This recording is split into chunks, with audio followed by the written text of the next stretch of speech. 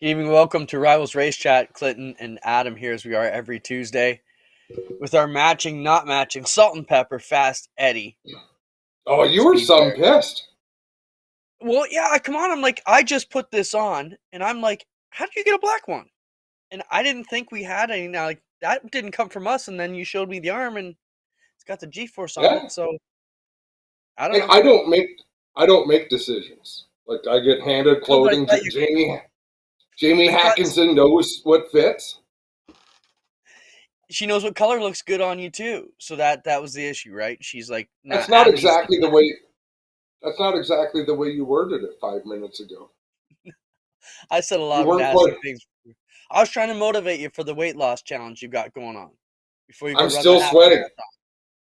So it's not a half. It's a 5K. But listen, I was at the Y tonight on the treadmill, and it's the first time since I've been training. I jogged for 2.5 kilometers straight without slowing down, like without walking. So 2.5 kilometers, that's good. I'm halfway there. I slowed down for 30 seconds and then picked back up for about half a kilometer and decided I'd had enough because I checked my heart rate and it was beaten. No doubt, man. But good on When are you and we? Dave keeping that up. Hey Tim, great to see you. Thanks for checking in. Thanks to everybody for checking in. Doug, Fran, Garrett. But Tim, shoot me a message. Let's get you on the show because Tim Terry is awesome. We need to just chat about plans and uh, the So for the those who don't know lengths. He, Tim Terry, right? Let's set it up. He would be a maritime racing media guru down there, kind of the hub of it all, and he'll bring us some great stories from the East Coast, Canada. So great to have Tim so on. he's And he's like us, Clinton. You can't tune into a race in that area without Tim announcing it because he goes everywhere. But the difference between us and Tim is he has to drive hundreds of kilometers every yeah, time there's a race because geography is not on his side. But a guy who's passionate about the sport and fun to chat with. Um, I've had the chance to work with him a little bit. Clinton, you have as well, and he yep. survived both of those excursions. So Tim, feel free to throw your links or anything you got in the chat. People can do some research on you, find you before we pull you up next Tuesday. We'll get you up on here. Good to see everybody back. A lot of the locals are heading back from Daytona as more are going down. All our sprint crew were down there on the weekend. I see Ricky from the GSR crew checking in. They were all down there. Man, the Weekend 360 crew, pretty badass, Adam. Our guys can go down there to Florida and be a large portion of the top 10 on both nights. You know, they're big events and tough to go, but man, proud to be an Weekend 360 promoter around here. Our guys are top of the crop now. I'll tell you what, I was super proud of the youngsters down there, of Liam Martin, of Jacob Dykstra. I was also proud of the boss. Glenn Yeah. Stires looked good. I mean, he is continuing his comeback trail. I thought he looked good at the Chili Bowl. I thought he looked real racy down there at Volusia because Volusia is a bad, fast racetrack. You can't be off a little bit. You can't be your timing can't be off. Your nerve can't be missing. And he looked good out there. Yeah, if you've ever raced on iRacing, it's a strange shape to get around too. Um, yeah, kudos to Glenn and the team. I'm not going to name names, but all the boys know who they are. Great job. I mean, the proud moment for those guys is that's a chassis they built in house for Glenn. Super proud moment to have a chassis they built right from scratch in his shop and go down and race and qualify and run decent. Still saying they need to work on the engines a bit, but they got Terry Vince in house now, and those were last year's motors. They're just trying to get through, and the new pieces will be coming out in a little bit. So I try to get Terry on the show for later, but he's tied up. Maybe get him on next week to talk about that, talk about some of the NASCAR engine program he's involved with and some of the research that's been going on there, all kinds of cool stuff. So, yeah, kudos to all the guys as the Weekend flag waiver up here. It was amazing to see you guys down there. So super proud of all our guys. Good luck as you go down to East Bay, and we'll be following those stories. And I'm sure we'll get a couple of those guys on throughout the weeks as well. Um, I know Glenn's not going back to East Bay, but a lot of them stayed down for East Bay. Glenn is going back to run the UMP car with Schrader at Volusia again, and then he's going to run the Pro Late model with the white team at New Smyrna for the rest of Speed Weeks. So good on everybody down Another there. another fast joint. Volusia and New Smyrna are two of the baddest short Yeah. tracks. One, of course, asphalt. One dirt track. They're both fast, banked. When stuff happens, it gets real in a hurry. Our first guest is ready to go, and we'll bring him on now. Uh, Jeff Gotler is going to join us here. Jeff, we're bringing you on. Jeff is a spotter extraordinaire. We get to see him all over the place, Adam. But the reason he's on with us today is because super cool that we have these associations to major time, big time racing. And Jeff was down there at the Rolex 24 as a spotter, had a pretty cool vantage point. Jeff, welcome to the program. Hey, thanks for having me on.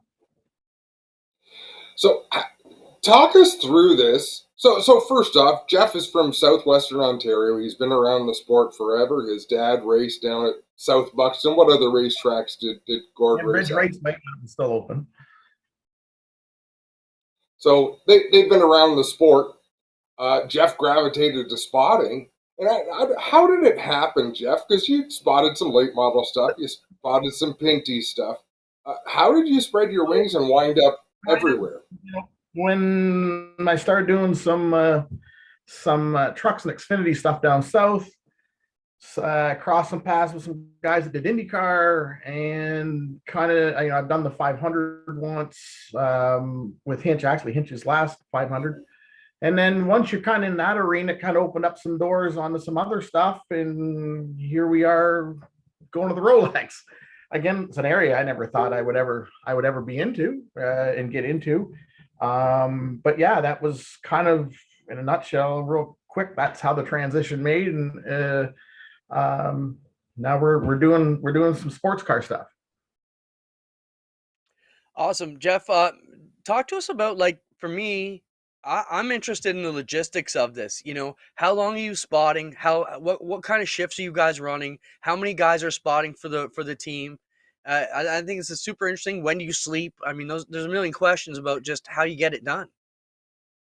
So most teams do 2 spotters, and everyone has different shifts. For us, I started off, so I did a 4-hour shift, then had 4 hours off, then I went 5 hours on, and then come back to do 3, the final 3 of my shift.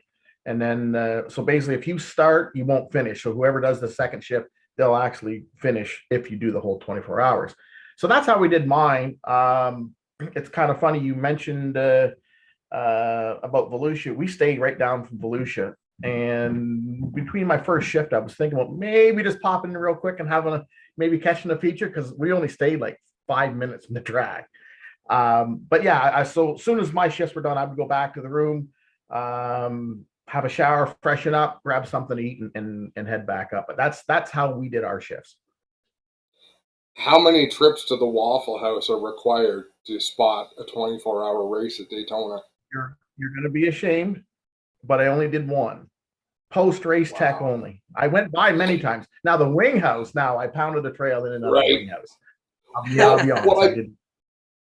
What I got thinking, Jeff, is I thought you'd be on the roof at Daytona, which is cruel because you can probably see 2 or 3 Waffle Houses from the roof at Daytona Speedway. Like, you can see one off turn 1. But yeah, actually, there was 2 different spots. You could stand on the roof, and a lot of guys prefer to do that. And it was kind of one of those deals where I've always stood to spot. I could never, ever sit to spot. So I know it's probably smart to be inside. They put us in the press box in the suite there. So not only was the first time being inside the spot, but it was also, you will actually sit the spot. So it was a little bit different. But a lot of guys will do both shifts outside, and some guys will bring tents, the big outdoor camera tents. So they're ready for anything, whether it be rain, whatever, they're ready. I think it was probably a wise idea just to stay inside in the air conditioning, and it's not only better for us, but the timing and scoring. I have all my my laptop, my tablet out for timing and scoring. So it was probably better to be spotting inside. Clint, I'm going to jump in again here because I want to know, who did you spot for, and how did you guys do? So we had a group of 4 guys. We had the first one was Nicholas Bollet he's from Houston. Another guy you're going to be familiar with, James Vance, was there, and another kid from Unionville, Antonio Cervelli. I hope I'm pronouncing that. And then we had one guy come across from Tokyo, Yu Kamareru. Don't hold me to that. I just called him You. So that was our team of 4 drivers, and had some interesting ways of communicating with you. He wasn't used to a lot of our sayings and phrases and stuff like that. So we had no problem. Everything was good. But just how you communicate in those cars and in the situations, because we were in an LMP3, so you're like the 3rd quickest. And so not only you're passing the GT cars, but then you have the GTP cars, which are super fast. They're coming up on you. And then also the LMP2 cars. So not only you're passing, you're getting passed. And when those LMP cars, they get them wound up on the top. And when they're coming quick, and the closing rate's quite quick. So you definitely have to be on it. Jeff, so once you guys get in there and the mix is going on, like, what's the hardest part? Is fatigue become an issue for you? Like, you're normally doing like a Pinty's race is what, 3 hours at the most? Yeah. And now you're having to put all this time in, and now you're stringing it all together. You're not sleeping well. No. It kind of goes in waves. That if when we have a caution, they line all the classes up like the fastest to the start. So when we come off a caution, when we come to the caution, actually the hardest, because you've got 55 headlights coming at you. So it's hard to keep an eye on where your car is. But once you get like a lap or 2 in, you're kind of with your class, and then there's not a lot of passing. So a lot of times, I'll get a guy come out of the keyhole and I'll say, you're clear all the way back, start finish. And you just kind of keep an eye on your car until he comes back around. You'll probably have like 5 to 8 laps of that. And then next thing you know, we've got the quicker cars coming up on you. So I've got a ton of respect, Jeff, for what you do. But Spencer, do we have our Burger Barn video of the week? Because Jeff, until you spot the way this person spots, I can't fully embrace the job that you do. So you'll see what I'm talking about. I want to know if you would be able to hang on to your papers while this was going on. Spencer, do we have it? So this rally car just took a wild flip. And watch. This is the watch inside. The spotter. Tree, ground, tree, ground, tree, ground, sky. Oh, it keeps going. Didn't even drop his papers. He's just looking around. Oh. Everything's cool. Oh, he lost his paper. Oh no! When can we expect? When can we expect to see you in that role? Never, ever, ever, never. Won't happen. I thought that was a good segue to what we've got. 3 Burger Barn videos of the week this week. I thought that one was good for Jeff to see, but I've never been in that situation. It really is cool what you get to do, and what I want to share is for people who are young and who love racing. Clint and I talk all the time. Who is the next young talent? Who wants to announce? Who wants to shoot races? Spotting is a very rewarding job. You get the best seat in the house. Like, there's so many jobs you can do in racing there is. Chase your passion. And how much fun, Jeff? Like 15 years ago, could you have imagined the things that you've gotten to see? No, I would have thought that, I won a truck race at Texas Motor Speedway. I never would have thought of that. Don't get me wrong. It's kind of funny. You do the stuff more down south and it's good. But to be honest, what I really get the enjoyment of, I enjoy doing the pennies. I enjoy spotting for Cole Powell and Chase Pinson at Delaware. I really like doing the Friday night stuff. It's just as fun. But no, I'm very, very fortunate to be able to do what I do. And this season already is starting to book up pretty quick. And I think there was close to like 50 some events so far this year. So yeah, I'm very fortunate. And again, I'm lucky enough to do it because we own our own logistics company. It wasn't for my wife, Mandy, looking after the office while I'm gone. I wouldn't be able to do it because I do spend a ton of time on the road. Jeff, Phil asked a question. Did you guys finish the 24 hours? So, in a nutshell, with 6 laps to go, we were in 3rd on the same lead lap as the 2 guys ahead. and then broke the transmission. The gearbox went out. So we finished 6th. So we had a good run going, but again, it's a whole 24-hour deal. Yeah. Well, great job. Thank you for coming on with us, Jeff. A lot of fun to hang out. We go way back, but great to get you on. I got Appreciate you making the time. Go Jeff, for it. Let our viewers know where they can find you this summer. You know, you mentioned the Pinty series, and I think, Adam, like, even I know what we go through with our guys setting things up on the roof and watching the spotters jostle and fight for position. It's a whole lifestyle, right, Jeff? Like, you guys you have to position yourself. It's not just show up with your radio. It's a whole thing going on. For me, I'm always kind of a creature of habit. I always try to take the closest one to turn one. I've just got a bunch of different things that I just try to make myself comfortable and used to, no matter what the track is. But yeah, for this year, I've got some Xfinity stuff booked. I've got some trucks. I'm doing the Indy 500 again with Arrow McLaren this year. Just about working on just a couple some one-off cup stuff for road courses.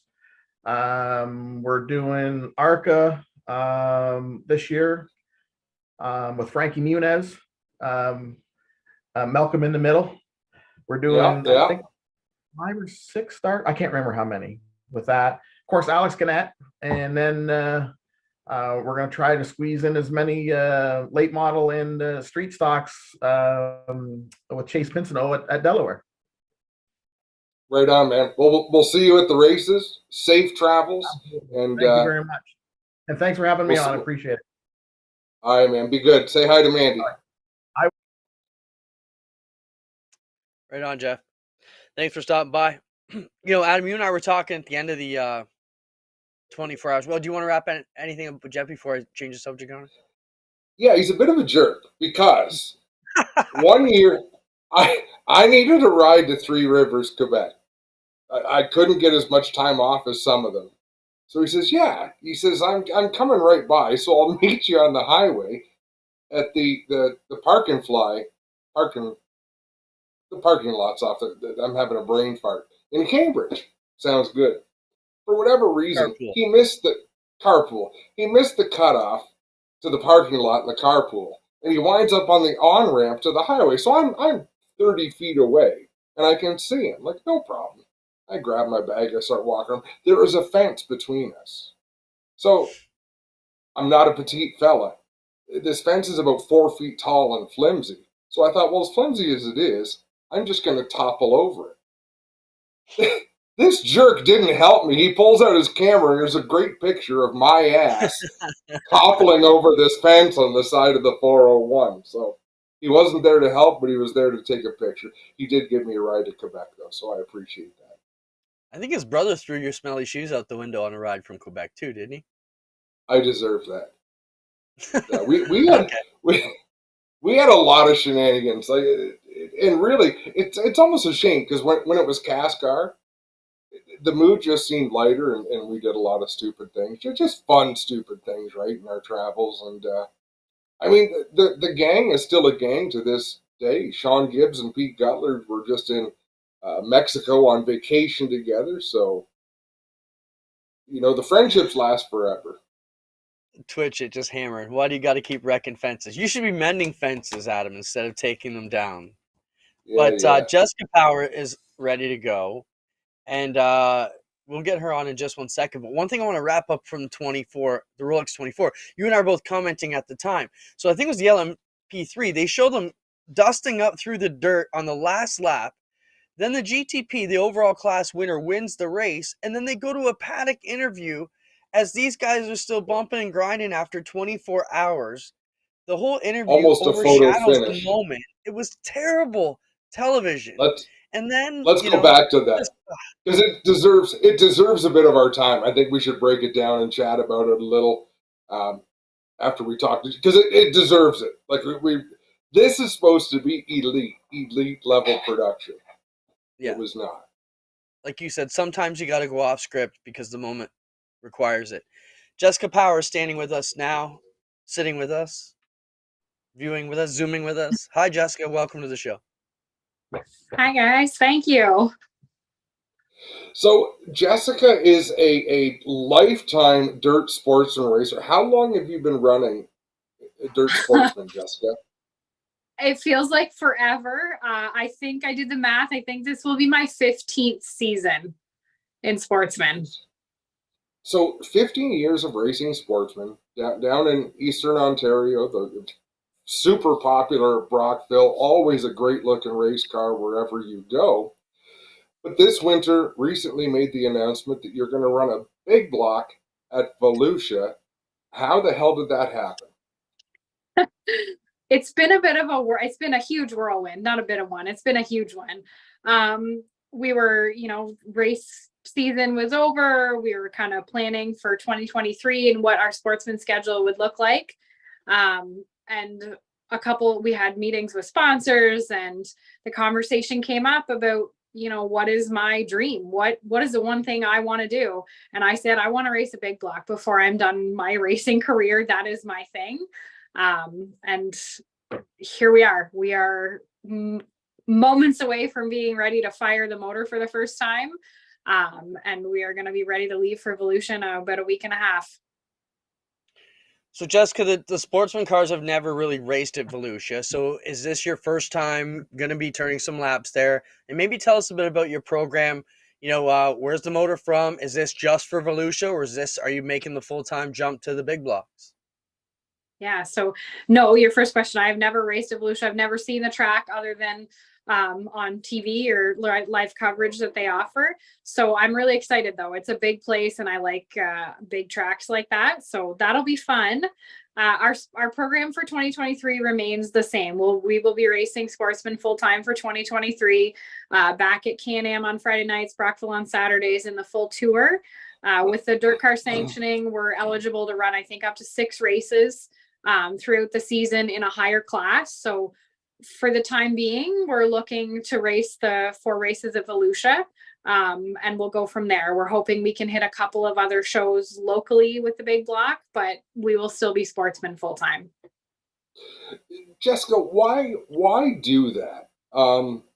Sportsman races in general are harder to qualify for than most big block shows. Like, unless you're talking the huge specials that draw a lot of cars, it's actually easier to get into a race with a big block than it is a sportsman. They pay a whole lot better, but I certainly don't know what an engine is worth. Like, have you guys sat down and kind of calculated that, or does that even factor? Are you just more comfortable in a sportsman? I think the conversation, obviously for us being in Kingston, we're at least 2.5 to 3 hours to any big block track on a weekly basis. So that's a big factor on why we wouldn't move up full time and race a big block. Finances aside, we'd have to be traveling a really long way every week. And we like being a little closer to home, but we also like that we have the opportunity to travel to all these different places. And if we were constricted to sort of that one night a week, focusing all our energy on that one show in a big block, it would cut into all the other fun we have. But financially, I mean, the cost of a motor is astronomical compared to a crate motor. So that's been the reason we've never even stepped up to a 358, is just the outright cost to buy a motor. For even a 358, you're looking at 3 to 4 times the cost of a crate motor. Jessica, what's the biggest challenge you guys are facing getting ready for Florida? Other than money. I think, well, I was going to say money is always a big one, but it's a tight timeline, right? This all sort of came about in the last 30 days. So it's been a pretty wild ride, just trying to get everything ready and get all the parts and pieces in line that we need. It's our car, and we had everything we needed to make it a sportsman car, but there's all sorts of things to consider, from, oil coolers and lines. The motor itself is a big piece, but all of the attachments and accessories that go with that are different. So it's just been finding our way with all of those things. And unfortunately, we've had some great support and feedback and information from teams. But some of it is just finding our own way and realizing that bolt's too short, or this motor mount doesn't work, and that sort of stuff that makes you have to call Bicknell's many, many times a week to order one thing at a time. Now, I know how I view your racing style, Jessica, and I think it's going to suit you very well moving to a big block. How do you consider yourself? Are you a hard charger? Are you more of a finesse driver? I would say I'm definitely more of a finesse driver. That's how I would at least classify myself. And I've heard a few people say, in conversations, trying to understand what we need to do and how I should sort of strategize. A few people have made the comment that they think a big block will suit my driving style. I tend to think more of myself as kind of a patience is a virtue kind of driver, sometimes to a fault, right? Sometimes I wait too long, but I think generally being a little more finesse and patient with the power, right? It's going to be a massive change with the horsepower. Have you had a driving coach at all? Like just for this, I know you know a ton of people. Has anyone worked with you? Not specifically. I've had some input and feedback and comments from various people, but not a dedicated driver coach, I would say. Looking past Volusia, are you going to hit any of the other shows down there? There's lots of other stuff, short track super series, other events going on. Or are you just going straight to Volusia? We're just going to go straight to Volusia. Like I said, it was pretty last minute. So getting the time off work and getting everything in order was kind of a bit of a rush. So we're trying to minimize the time we have to be away from work. We all have to sort of budget our time away, and we are hoping to hit all the sportsman tour stuff this year, and it will require some extra time off of work for that too. So just trying to accomplish as much as we can without stretching it out too long. Is this strictly business, or is there going to be some beach time? Are you going to stay for the 500? That's what always drew me to Florida Speed Weeks, is not just what you do as a racer, but so much other stuff is going on at the same time. You get to put your race fan hat on for a little bit if you choose. Yeah, I think we're hoping to leave the weekend before. So we'll get there with a couple of days to sort of rest and enjoy the beach or some sights or whatever before we get to race. But once we're done, on the Saturday night, we're probably going to head home. After that, we won't stay for the 500. Again, it's such a long drive, and we all have to be back to work on Tuesday. So Right on, Jessica. Thanks for joining us. Let our viewers know where maybe they can catch up with you. Social media, Instagram, where can they find you and follow with your progress and support the ones that support you? absolutely. Yes. So we are on Facebook mainly. Facebook Jessica Power Racing is our fan page. We do have a website, but all of our kind of nightly updates you can find on our Facebook page. We do have a couple of videos on YouTube, but not updated sort of on a nightly basis. We really appreciate all the support from our fans and our sponsors. It's been a wild ride these last couple of weeks, and we're super excited to see what Volusia brings for us. Just before you go, Jessica, what are your goals? Just for those 4 nights. Turn laps and have fun. I have no unrealistic expectations set. I don't think anybody on the team does. We would love to qualify even one night for the show, but I recognize that it is the best in the business at the highest level of competition. So I have a lot to learn. We as a team have a lot to learn. So have fun and turn laps. That's really our main goal. Well, safe travels. Enjoy the heck out of it. Thank you so much for having me. Yeah. Thanks, Jessica. Thanks a lot. Have a great night. You as well. Always good to see, moving up the ladder, doing well. Always been a good rep, Jessica has. It's easy to understand why she's so popular. Very easy to talk to. You would sooner think that she was a scorer at the racetrack or the track's accountant than a top racer, right? Like she doesn't have that. She just got a look about her that it's almost surprising. You see her climb out of the car, like, holy cow. She looked ferocious on the track, and then she climbs out of the car, and she does not look ferocious anymore. Right on. Let's jump into our next Burger Barn video of the week, and then we'll talk to Billy Zardo here in a moment. This was another one that came in. This won't be the Caraway fight because we'll look at that a little bit later. Maybe we get Doug Leonard on. This is our second Burger Barn video of the week. And this one is the Hail Melon has been banned, Adam. NASCAR comes out and says there'll be a time penalty for a Chastain move at all tracks. Do we got it, Spencer? Do we have the Hail Melon, as it was called in the chat tonight? As you recall, Ross Chastain did the old video game move and slung it to the wall at the last minute. It was unbelievable to watch. It was like seeing King Kong strut down the street. You couldn't believe what you were seeing at that moment. And it worked. I firmly believe he could attempt that move 100 times. 95 times it's not going to work. You're gonna like even merging back into traffic off of turn 4. It blows my mind. You knew NASCAR was going to do something, but now they've made it official. I would go and equate that to something like we do when we do the rules. For example, let's say it was advantageous to cut all the Thunderstock rear ends off, shorten up the drive shafts, and shorten the wheelbase by 10 inches. And we, for some reason, thought that was a good idea. The problem is 99% of the guys are going to do it, or 10% of the guys are going to do it safely, and 90% of them are going to do it horribly.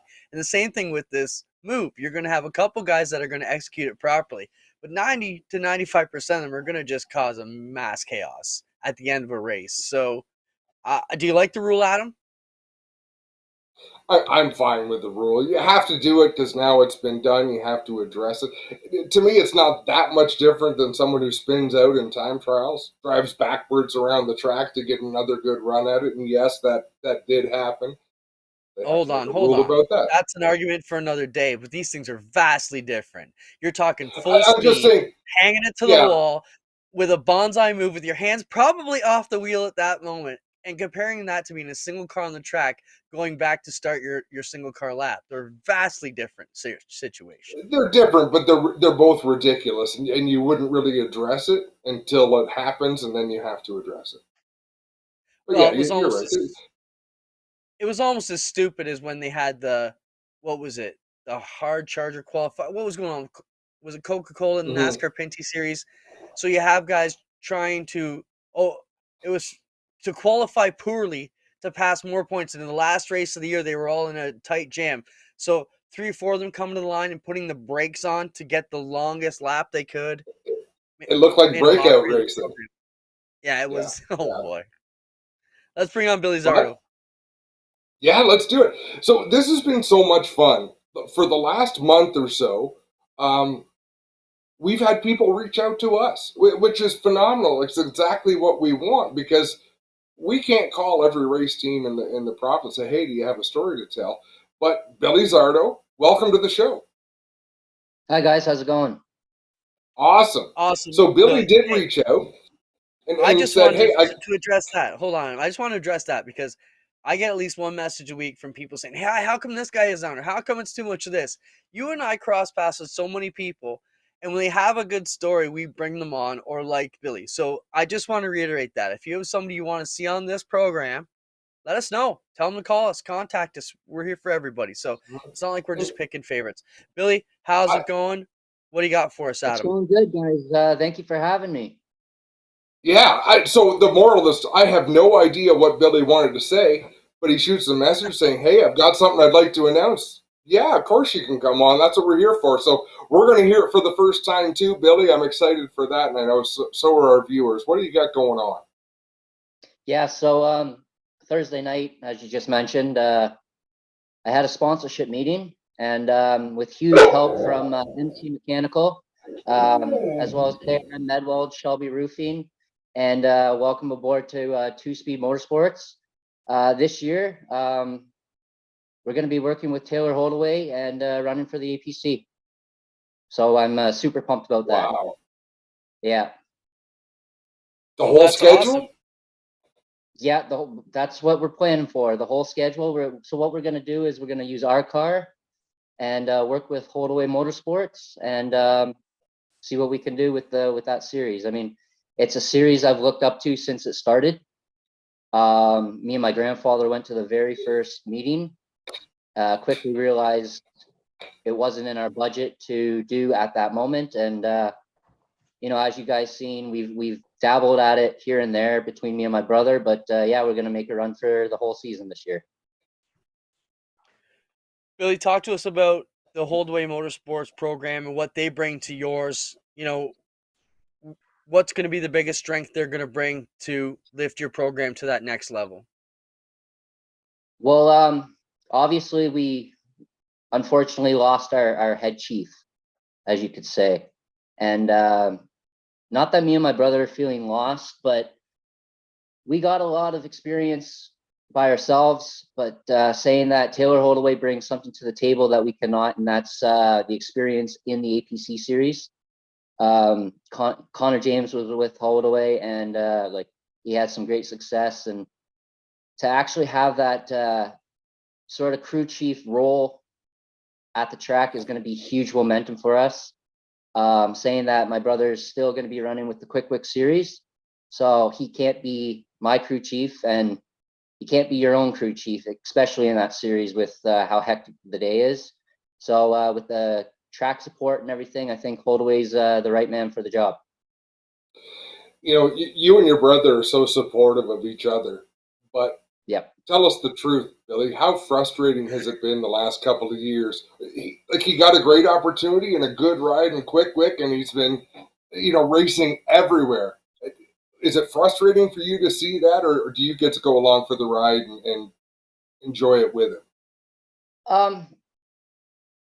Truth be told, sometimes a little bit frustrating once in a while. Like, not now, of course, but before it used to be, well, why him? And it's every driver's dream to race for somebody else.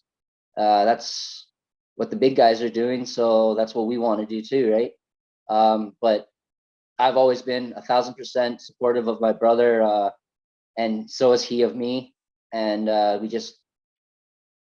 we've grown up together in the shop 24/7. So we just have each other's back all the time. And I'm grateful. I was his spotter, not last year, but mainly the year before. Last year, I focused on helping Grandpa, and he had a successful season as well. So last year, I didn't really do much racing at all.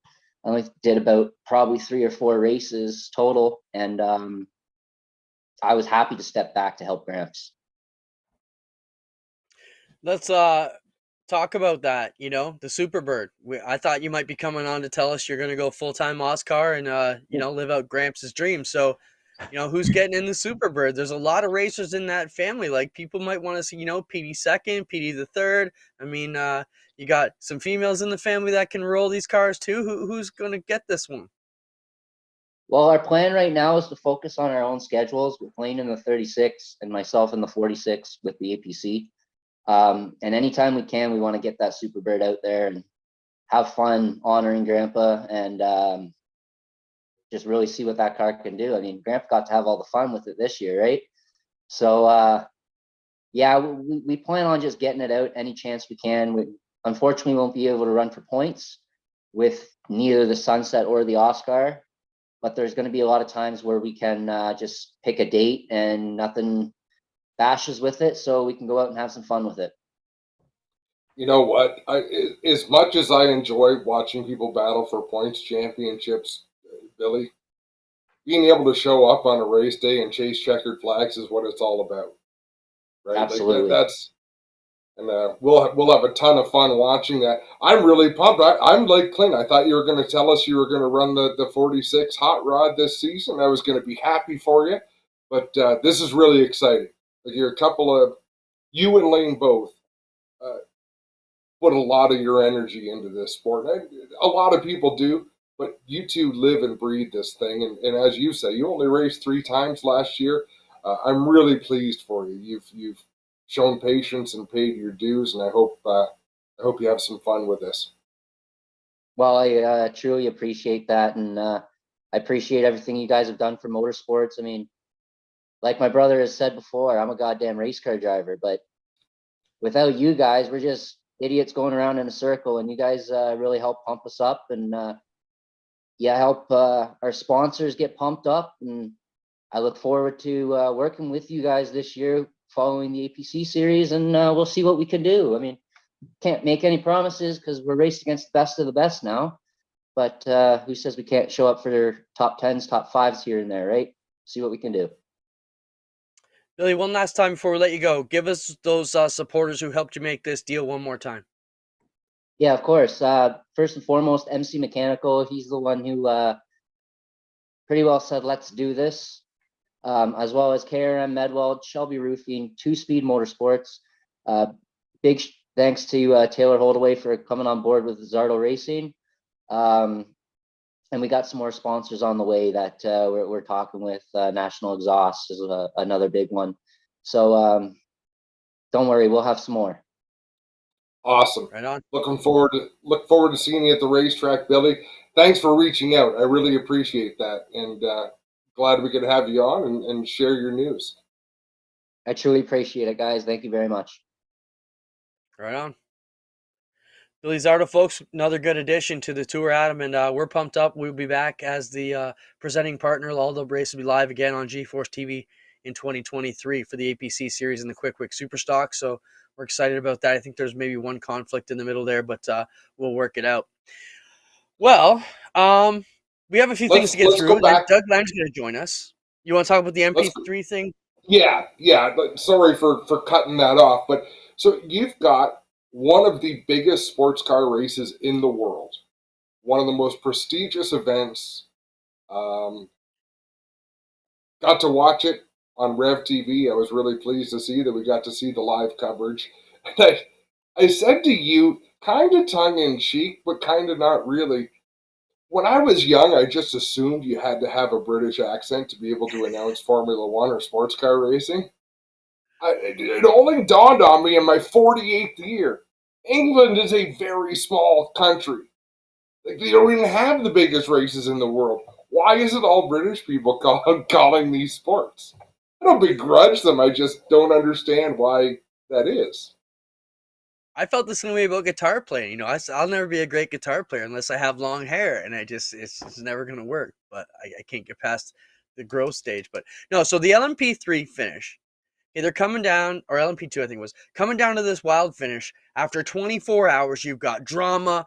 Guys like you and I have invested 16, 18 hours into the process of watching this whole event. I mean, I watched it start. Every break I got, I watched it. Loved it. I'm up late at night watching it, 2, 3 in the morning. Get up first thing eternity, watch it. Comes down to the last lap. Now the commentators, Adam, they say, "Oh my goodness, he's off in the grass. He's in the dirt." So we're like, this is going to be amazing. Then the GTP overall winner, the top class wins. Well, then they go to his crew in the paddock. While we're watching this barn burner of a finish come over, and the one announcer finally cut the other one off. Said, "I'm sorry, but we got a race going on out here." Yep. If it was scripted that way, I get it, because what we're talking about here is they're figuring they're not going to have this race on the last lap, so they've got it scripted out how it would work. You could normally fit in the interview by the time the next crew comes by. You got to go off script, Adam, right? You got to throw the paper out the window and become racers at that point. It's 100% because it is all scripted. Clinton, you've worked pit road with Todd Lewis. Todd Lewis, you're taking the winner. Clinton Geoffrey, you're going to go park yourself by second place. This is your job. We go to Todd first. That's all the pomp and circumstance. Clinton, then we'll go to you. Todd will make his way to third. So it's all choreographed. Unless something spectacular happens. And that's what happened here. And someone has to step up. So you're going to hurt Clinton's feelings and you're going to hurt Todd's feelings because that's their big moment. They've waited. But guess what? Racing comes first. And that's the story. You've got to go with that story. They're still going to be celebrating. Like, who cares if you don't get to see? All they would have missed is a couple of F-bombs of people celebrating that they felt the need to apologize for anyhow. Oh, so, and I love that. I love that, Adam, because during the crappy interview in the middle of the paddock, someone gives the biggest, loudest, clearest F, yeah, right. F, yeah. And I was like, yeah, that's what you dickheads get for screwing up the broadcast. The other thing is you've waited 24 hours. Would 30 more seconds have killed us to get that interview? If we're in a 30-minute TSN deal with Joel, yeah, you got to cram it in. You had 24 hours and you still have another hour post-race. Come on. Yeah. Doug Leonard, join us before he falls asleep over there in his chair. Seen yawning 13 times. Sorry, guys. You tonight, Doug? No, it was an early morning, and yeah, it was a bad night last night. So, Adam, Doug wears many hats like I do, like you do. Today, he's got his Merrittville Speedway hat on. Doug, what's going on? We brought you on to talk about the Merrittville meeting coming up this weekend. Yeah, we're gonna have a driver information meeting on Saturday, at 1 o'clock till 2 o'clock. We're gonna do the four cylinders, Hoosier stocks, and mod lights. Hopefully, we can get that done within the hour, and then at 2:30 to 3:30, we're gonna do the dirt car sportsman and the 358 modified. So we plan to tentatively release our 2023 schedule and go over some of the rule changes. There's a few rumors floating around that we want to clear up, and then make some special announcements and whatnot for all the divisions. I heard you're running wings this year on the modifieds. Wings and Wing. sail panels. So Full outlaw wings. we're gonna go like junior Hanley, high Lexan spoilers and sides. Yeah, it's gonna be unique. It's the way of the Well, future. Doug, hey, if we're gonna start 100%. rumors, let's make some good ones up, right? Well, You know, 100%. So, what is the hot story from Maryville? I mean, it seems like a lot of us here in Ontario, Doug, are going with what we did last year. A lot of people are just schedule's going to be fairly similar to where we were. Is that what we're hearing out of Maryville? Fairly similar to what we had last year. Yeah, we used our 2022 template. I mean, we had a fairly successful year, car counts wise, fan wise. Don and Lorraine were super happy with the 2022 season, so we certainly used that template or foundation to start building 2023. And we've tweaked and changed. We've had a few sponsors approach us about some bigger events for certain divisions. So hopefully we'll have a few surprises on Saturday announced to the teams. Doug, how hard is it? Can you think of any rule packages or procedures that are night and day different? When you do Weekend, you do Merrittville, you do the Super Dirt Car Series. Is there ever a procedure that's completely different one night than what you got to do the next night? Ohsweken to Maryville to Humberstone, no. I try to adapt the same policies and procedures and make it consistent that way. Certainly with the ODCC in the four cylinders and the mini stocks to the Thunder stocks and Hoosier stocks, that makes it nice and consistent. You can group the sportsman and the 358 modifieds together. The Super Dirt Car Series is a total different animal. I mean, from how I was trained and taught to race direct those, how our radio etiquette happens, kind of similar to how you guys deal on the NASCAR side. That trickles all the way down from Joe Scott, Nicky days. So how we qualify, and that's even going to change this year. We have a new qualifying procedure to set our heat races. So it's done a little bit differently, but still always fun. I mean, people ask me why I do it, and I say when I put that headset on, I'm just in my own little world. It's the voices in my head, and I don't hear anything outside, and I just lock in and try to do the best job I can. Doug, with all this stuff coming up, you got so many tracks on the go. What are you looking forward to in 2023? Getting back to the track. I mean, as everyone knows, Harper loves coming with me. Already tonight, she asked me, "Dad, when does Ohsweken Speedway start?" I mean, it's that excitement. I remember as a kid going, and I used to always ask my dad, "When's Cuba Speedway event starting, Dad?" I mean, it was always special. I mean, Harper's already jonesing to go, which certainly makes it exciting for me. She's got her role at Ohsweken Speedway. She knows what she wants to do. She's already claimed her job that she's going to be the push truck driver of the future. Don't mean she's going to be 9 this year, so don't be surprised by 10. She's behind the wheel of the push truck if she had her wish. Well, she's got a hate on for me, so I'm glad she decided to go push trucking and not, managing. She's improving. She's improving. I mean, if you, oh yeah, but if you get her those early French fries before 6 o'clock when the concession building opens, she's happy with it. Doug, where's the meeting? Fran wants to know where the meeting is. Give it one more time before we cut you loose. Yeah, certainly. We're gonna host it at Honker's Turn 1 bar. And behind the Turn 1 grandstand there and in the banquet hall, we'll set up some chairs and tables for everyone, and we'll have it there. Adam, I got one more for Doug. Doug, you were part of the ODCC discussions on Monday. Talk about how cool it is that all the tracks are getting together and working on a common rules package for the mini stocks and street stocks. I mean, not a lot of the drivers' teams get to be a part of those discussions, but the atmosphere in the room is amazing, and everybody's pulling on the rope the same way. Yeah, 100%. I mean, I think that's something that you and I kind of spearheaded way back with when the Bicknells and the Williamsons on Maryville. I mean, we came to the table on the Oshwegan side and made that common rule package, and I believe it's proved successful throughout. I mean, Brighton joined in. We had Southern Ontario Motor Speedway for a bit. Obviously, Humberstone being part of it. It just makes it so much easier for all the teams and the drivers to have that common rule package, not one track's on an island. So the other day when we sat in that meeting and everyone kind of put their 2 cents in, I believe everyone walked away happy. I mean, Don called me after the meeting and I said, are you happy with it? He's like, 100%. He goes, I just love working together with everyone and everyone's fair and we're helping out each racetrack to improve car counts. Right on. And it really does work better, right? You can have rivalries, you can have things that you don't like, but work together. The dirt model, I mean, it's no secret the dirt model is doing much, much better than the asphalt model in general. Now, important question, Doug. Hunsinger and I are doing a 5K in March. Are you in? Am I in? Well, I'm losing weight myself. I mean, I'm secretly, I don't know who I'm cheering for because I don't like either of you. And I mean, I don't know if I like Dave better than you or you better than Dave. I mean, I hear you're bashing on the microphone on Friday night, so I don't know. I am so much better. I want to hide camouflage in that race and trip you both up coming to the finish line of the year 5K in Hamilton. I am disappointed in myself how kind I am to you, and it actually crosses my mind to don't piss Doug Leonard off before I give an opinion, and I strongly dislike it about me because I should not. Nothing should enter my mind. That's what I enjoy is being unfiltered. But I do have a little bit of a filter.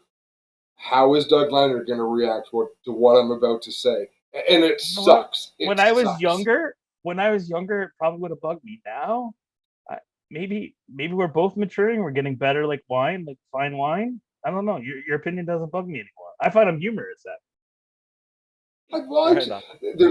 There's a little of everything. There's a little opinion. There's a little of here's what I think is right. There's a little of, this might get That's a rise one thing. out of Doug. That is one thing I learned from you, Adam. That race directing is just a matter of an opinion. I mean, we all watched the football game on Sunday. I mean, some of the refereeing could be questionable, but it's their opinion against other people's opinion, and right or wrong, we have to live with their decisions. Well said. Well said. Thanks for joining us, Doug. We'll be in touch, buddy. No problem. I appreciate it, guys. Have a good night. Yeah, cheers. Good to see you. Coming up this weekend, Stephen Petty says Ranceville's also having theirs if you're interested. Sunday, February 5th at the Ranceville Fire Hall. Couple things we want to get out of here. What do you got there, Adam? He really is very good at what he does. Doug? It's never about knocking Doug. Like, I do like to, I have opinions. It's my shtick. It's what I do. But my goodness, I do think, what is going to be the price of sharing this opinion? Yeah, I'm trying to get Doug off the screen so I can say bad stuff about him, but as long as he's still looking at me in the little box, I got him. I'm just kidding. Couple things. We got to move on. We got all kinds of stuff going on. We still got to get through it. Flamborough Wall of Fame. I know Doug, you, and myself have all spent a lot of time at Flamborough. Big shout out to all the Wall of Famers. Show the picture, Spencer. Congrats to all the inductees at the Maryville or Flamborough banquet. This past weekend. I mean, to see the Shunnemans in there and the Casellis and everybody else is a really great deal. Jim Swears too, man. All the stuff Swears did for you and I back in the day, Adam. Like everybody in that group, played a role in our career one way or another. So congrats to all of them. Chip Shinneman, Brenda Shinneman, John and Frank Caselli, Jim Swears. I'm drawing a blank on who was on the other side of Randy Spencer. That's terrible. I should know. I saw it in his Facebook. Racers Marketplace throws those up, Spencer. Two of our good supporters have deals going on right now. Jibs Action Sports has their winter clearance going on. Huge discounts on hundreds of items, whether it's BMX, skateboards, scooters, complete packages, parts, or accessories. Check them out, jibsactionsports.ca. And you can visit them in person, 423 Guelph Line in Burlington. what a great website if you like to just go browse around and look at this stuff. It's like a kid in a candy store. Even for you adults out there, check out jibsactionsports.ca. All kinds of cool stuff. And our good friends over at Dirt Track Nation also have a deal going on now. Get some new threads for the new season, whether it's for the baby right up to mama. Got everything you need there. That's at Dirt Track Nation. We can show their website to Spencer if we've got it there. You can go to dirttracknation.shop, I believe it is, and get everything you need there. So How great could to I have not them. tell that was Rob Monday? Okay, one other thing. Enter promo code GeForce TV at dirttracknation.shop and get 15% off yours. So GeForce TV in the promo code at dirttracknation.shop and get your gear for the dirty season ahead. What else we got to talk about? Dexter Stacy going Xfinity. How cool is that, Adam? Going back there to run Daytona. Yeah, that'll be fun to watch. I mean, Dexter, again, he's got the right style. He's a good race car driver with good car control, but he's very aggressive, and I think that's what you need to do well on a big track like that. We'll be working at Dexter on it in the coming weeks. Maybe next week we can get him on and talk about that. New class in Ontario. This one came across the feed. I found out today and doing some research for the show. It's an old one, Adam. This was a Jim Dale Jr. car that they put together for a car show down in South Buxton at the Chatham deal. And I said, Jim, is this yours? He said, yeah, imagine being the tech guy and this rolls up for your UMP modified show. Yeah, roll that into Volusia. So Jim said, cars look stupid without the motors in it. I had the motors, so I threw it in for the Kamal show and got everybody's tongues wagging about how that wasn't going to pass tech. And I thought it was a brilliant thing, and it probably looked badass in the mall. So cool deal. I thought it was a current deal, but it was older. We found it from 2014. So Jimmy Dale got back to me. One more thing to go. One more Burger Barn video of the week. This is the one you sent in from Caraway Speedway, Adam. And you said in the comments, you're pretty ballsy when you continue to jump in when the sheriffs are already starting to arrest people. This one, though, Adam, I think, came out of the grandstand. And I also have a video queued up that we can maybe show me from Humberstone where another guy came out of the grandstand. And I ended up in the middle of one of these altercations as a manager/announcer. But this one from Caraway, play it, Spencer. It's So so obviously often. something happened with this driver, right? This driver getting out now. He's kind of calm, staying his own thing, but stuff's going on at the other end of the pits. A lady And comes up and starts chirping him. Go ahead. Causey is known for being a shit disturber. So he's staying near his race car. And this woman comes up and starts talking, and then they start fighting at the back. But you can see the flow of fans coming into the pit area. And They've these opened the grandstand gate. Yeah, these are pistol-wielding sheriffs. So the people in the middle of that fight, they've got everything that they need to break up a fight, to escalate a situation if they want to. Bulletproof vests, tasers, and guns. They're not messing around. People are still jumping into the fight. If you have a number of armed sheriffs as security at a racetrack, you have a control problem. You have a fundamental issue at your racetrack if you need that level of security. You got a fundamental problem if the sheriffs can't break that up with their guns and their tasers. I don't know. I think I'd be the manager saying, you got to tase somebody at least once and wake them up that you're serious. But Adam, serious problem. Okay, how many tracks do we go to where at the end of the night, they open up the main gate, everybody's been hanging around the beer gardens all night, Cousin Joey got turned, and Bubba's going to go in and fix the problem, right? This is something that, we want to open up the gate. We want people to come to the pits. But look at all the races you and I did, even on the NASCAR Pinty series, and the only reason I'm not picking on that, even on the APC. Dirt tracks, it happens too, and we got an example of that. But, I could just, at the end of that feature, it's just, oof, because the gate's right there and the pits are right there, We have seen so many examples this off-season, Clinton. It is so often a third party that is never going to be involved in the fight that starts the fight. Whether it's a dad or a mom or a girlfriend or a wife or a brother. Well, a brother would probably get in the fight. But so often it's someone who's just going to run their mouth and basically light the wick. That And then leads it's us right on into from this there. video. So this is a video, and Stephen Petty was actually announcing, and I was down in Victory Lane, and Billy Bleach was getting interviewed, and some guy came out of the grandstand, walked through the gate, walked right up and was chirping Billy. So I got in his face and said, "Can I help you?" And when the video swings around, I got him in a chokehold. It was just one of those deals. He took a swing at me on the front straightaway. So this is, again, someone coming out of the grandstands, walking right into Victory Lane to cause troubles. Roll it, Spencer. And here, and then you see the guy throwing the finger at him, and I come up and ask him what's wrong. And then we end up in a bit of a tussle over the wall. And Stephen Petty just going ahead with the lineup for the next race, and there's a brawl in front of us. Well, you were just helping him over the wall. Yeah, I didn't hit him. I just happened to have him by the neck. I just helped him out. You channeled your inner Patrick Swayze. That's right. That's Billy. right. Your favorite movie, Roadhouse. I was calm. Yeah. I even tell these guys, don't swing, just get them out of here. That's Todd Gordon and all that crew, who never shy to chuck the knucks when needed, you know? But it's just one of those things where we're just come out of nowhere and bam, causing a problem. Yeah, you calmed it down pretty well. And I meant that idea that I texted to you the other night. I'm trying to wrap my head around it. I think we could have a lot of fun with it. You sent me lots of weird ideas. I think I did know. say it was a good idea at once, and you said that happens once in a while. Is that the one you're talking about? Yeah. I don't remember. And we wouldn't even Speedway Rescue. We wouldn't even have to go don't through give that away. Don't give that away. That's our. I'm okay, sure. Because we could do it without fixing it. Just the video, the show. Yeah.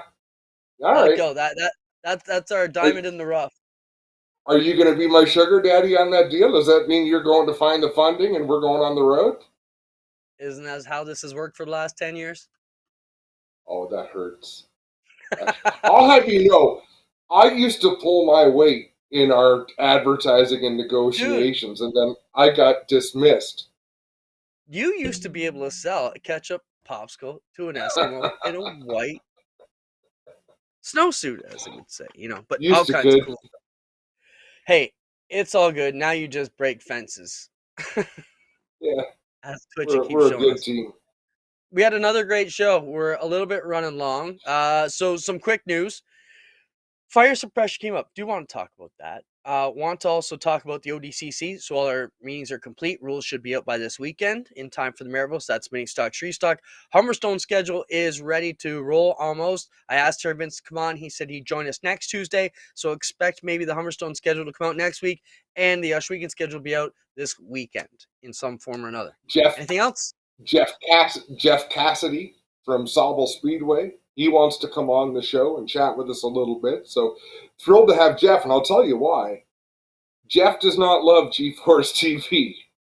He does, but doesn't fully love GeForce coming to live stream a race at his racetrack on a given night. And Clinton, those are the people I love to talk to because they're going to be ones who will give us a different vantage point than what we already have. So it'll be fun to have Jeff on and chat with him. And what else was it? Oh, going way back to that rally, Alvers called me out earlier, and I appreciate it because he has to do it at least once or twice a week. I called the rally driver, the passenger, a spotter. Is the passenger a navigator or a co-driver? Ooh, good question. I would think co-driver, but then you said navigator. I think it's considered co-driver. But they don't actually ever touch the wheel. Albert, exactly, right? That's so it was not a factually correct segue, but it was as close as I was going to get. Could you imagine us being co-drivers in one form or the other? We're going on vacation together. 25 years into our relationship, we're going away. Spencer, thank you for all you do, buddy. You are awesome as always. Thanks for everybody for joining us. It's been another great week. Phil says co-driver. He would know. He's involved with all those All right. things. And Phil's going to come out to the iRacing tournament this weekend. And you may have to introduce him to Nice. TJ for me. So all kinds of cool stuff. Would we stream drag racing? Sure we would. Call us. Thanks everybody for joining us. See you, Spencer. See you, Adam. See you, viewers. We'll be around soon. Cheers, kids. Ciao.